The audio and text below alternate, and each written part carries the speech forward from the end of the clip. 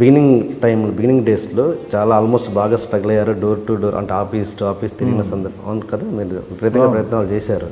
అప్పుడు మిమ్మల్ని బాధ పెట్టిన సంఘటన కానీ ఆ స్ట్రగుల్ డేస్ ఒకసారి ఏదన్నా మీకు గుర్తున్నా?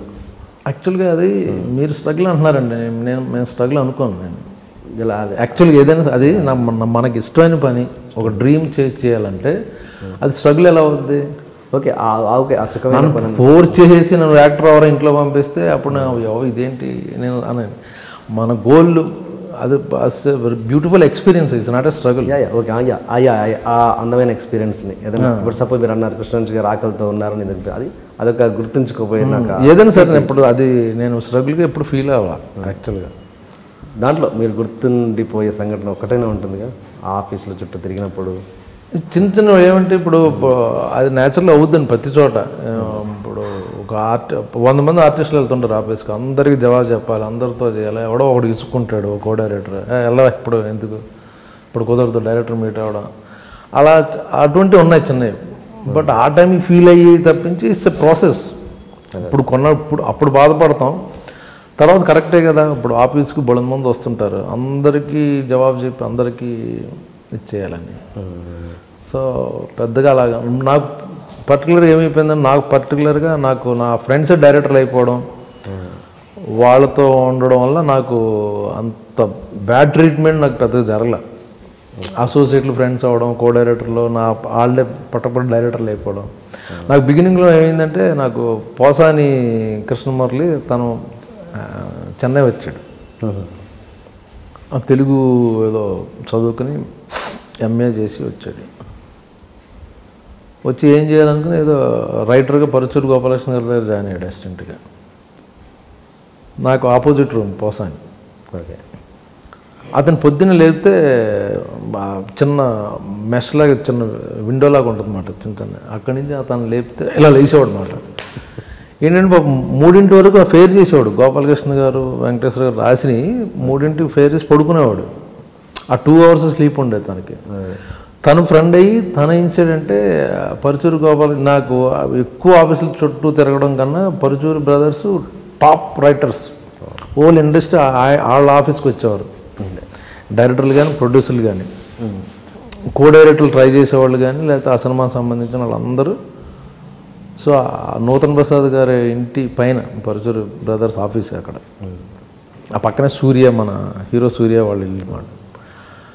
సో అక్కడికి వెళ్ళి ఉండేవాడు నేను. మురళి అక్కడ ఉండు అనేవాడు. సో అందరూ అక్కడికి వచ్చేవారు కాబట్టి నెమ్మదిగా మురళి మా ఫ్రెండ్ అండి అని. సో మురళి చాలా హెల్ప్ చేశాడు.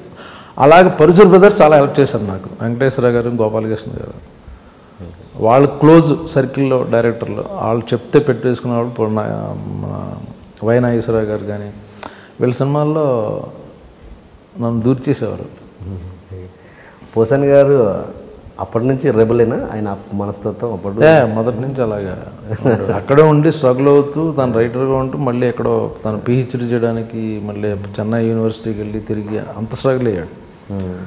సో అప్పుడు నాకు పరుచూరు బ్రదర్స్కి చెప్పి అతనుకున్న పరిచయం ఉన్న డైరెక్టర్లతో వాళ్ళతో చెప్పి చిన్న క్యారెక్టర్లు చేసేవాడిని. అంటే ఓకే, మీరు బేసిక్ అంటే మీరు ఇప్పుడు సరైన సక్సెస్ అన్నది ఇప్పుడు చూస్తున్నారు కదా. ఇంత ఈ 25 ఇయర్స్లో పెద్దగా అంటే మీరు చిన్న క్యారెక్టర్లు వేసినా కూడా అంత మీ కెరియర్కి సరిపడా మీ లైఫ్కి సరిపడా ఇన్కమ్ని సంపాదించుకున్నారా? దీని మీదనే ఇండస్ట్రీ మీదనే మీరు బేస్ అయి ఉన్నారా, లేకపోతే మీకు ఏదైనా అదర్ ఇన్కమ్? లేదండి, ఇండస్ట్రీ మీద అయ్యాను. అంటే మీరు చేసిన క్యారెక్టర్ తోటి ఇంత సరిపడా వచ్చిందంటారా? ఓకే.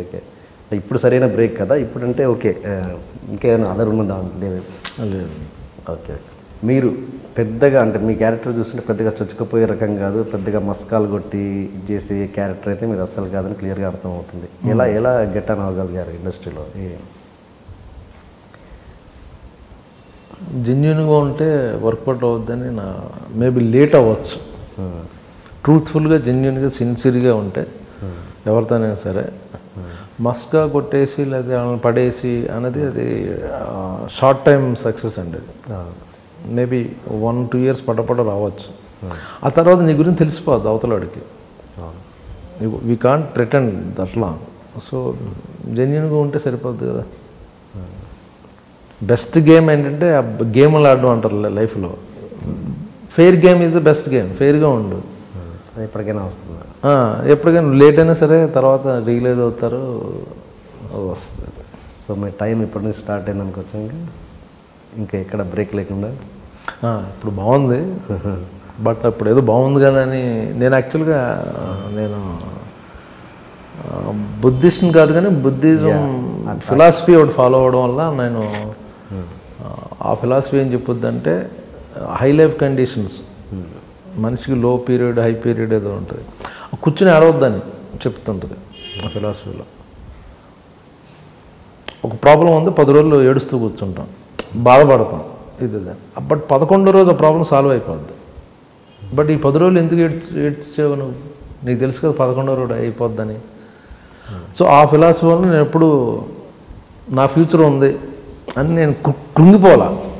ఓకే. సో కాన్ఫిడెంట్గా ఉన్నా. సో అది చాంటింగ్ చేసాం అనమాట. అది ఇట్స్ అబౌట్ లోటస్ సూత్ర నమ్యో రింగే కానీ. So morning and evening chanting చేస్తా.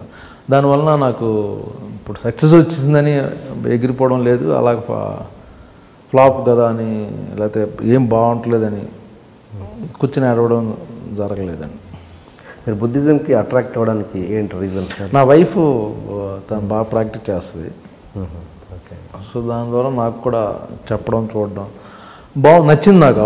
It's not about pillars. ఇప్పుడు ఏంటంటే మనం ఏం చేస్తామంటే నా గురించి నేను ప్రే చేసుకుంటాను. తిరుపతి బాలాజీ దగ్గరికి వెళ్ళి ఆ దేవుడి దగ్గరికి వెళ్ళి నాకు ఇది ఫలానా కావాలి, నాకు ఫలానా కావాలని.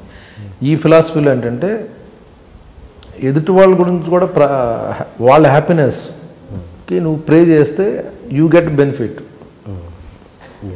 ఎగ్జాక్ట్లీ. మీరు సపోజ్ మీరు మీ శ్రేయస్సు గురించి మీ బాగు గురించి నేను ప్రే చేస్తే ఆటోమేటిక్గా ఇండైరెక్ట్గా నాకు కూడా బెనిఫిట్ వస్తుంది. ఎగ్జాక్ట్లీ. మీది బాగా ఆదర్శవంతమైన వివాహం. అది అంటే ఎలాగంటే మీరు ఓపెన్గా ఉన్నారు, మీరు ప్రతి విషయాన్ని ఏది సీక్రెట్గా ఉంచుకోలేదు, professional thing and personal thing. And చెప్పారు మీరే చాలాసార్లు ఓపెన్గా. మీది మీ వైఫ్కి సెకండ్ మ్యారేజ్ అండ్ మీరు అని అంటే మీరు ఎలా జరిగింది మీ లవ్ స్టోరీ? అంటే మీ లవ్ స్టోరీ ఎలా జరిగింది చెప్తారా కొంచెం? ఒకసారి చెన్నైలో ఉండేవాడిని, పరిచయం అవడం, వాళ్ళు తను అలా హస్బెండ్ని డైవర్స్ ఇచ్చిన తర్వాత కొన్నాళ్ళు మేము జర్నీ చేసాం. తర్వాత నేను ఇద్దరం పెళ్లి చేసుకున్నాను. అంటే ఎక్కడో ఏమంటారు కనెక్ట్ అయిన విషయాలు ఉంటాయి కదా, ఎందుకంటే అది రెగ్యులర్ మ్యారేజ్ కాదు కాబట్టి అడుగుతున్నాను. ఇప్పుడు అందరూ అలా చేసుకుంటున్నారు. రెగ్యులర్ ఏముంది అందులో, ఇర్రెగ్యులారిటీ ఏముంది? అంటే ఎక్కడో ఒక మనిషిని మామూలుగానే అవును ఎక్కడో నచ్చితే కనెక్ట్ అవుతుంది. అది పెళ్ళి అయినా పెళ్ళి అవ్వకపోయినా but things are like that ఉన్నప్పుడు కనెక్ట్ అవుతాం కదా. అంటే ఇలాంటి కొన్ని గొప్ప విషయాలు కాబట్టి మిమ్మల్ని ఎక్స్ప్రెస్ చేయమని చెప్తున్నాను అంతే, ఫోర్స్ చేస్తాను. ఇందులో గొప్ప విషయం ఉందండి. డెఫినెట్గా గొప్ప విషయం. అంటే ఒక ఆదర్శం. పెళ్ళి అవ్వకపోవడం, ముందు అవ్వకపోవడం అన్నది మనం పట్టించుకోం. బట్ బయట వేరే అమ్మాయిని ఎలా కలిసి మనం ఎలా అట్రాక్ట్ అవుతాం, లేకపోతే మనం అవతల వాళ్ళకి ఎలా నచ్చుతాం అన్నదే మ్యాటరే. ఆ ఫ్లాష్ బ్యాక్ పెళ్ళి అయిందా లేదా అన్నది మనకు సంబంధం లేదు. ఓకే. అది అది అది అది అది చేయడానికి అది రిసీవ్ చేసే అది ఇంకో ఇంటర్వ్యూలో లవ్ ప్రేమ పెళ్ళి అనే ఇంటర్వ్యూ మీరు పెడితే అందులో ఒక 2 hours దాని గురించి సెపరేట్గా చెప్తాను. ఓకే.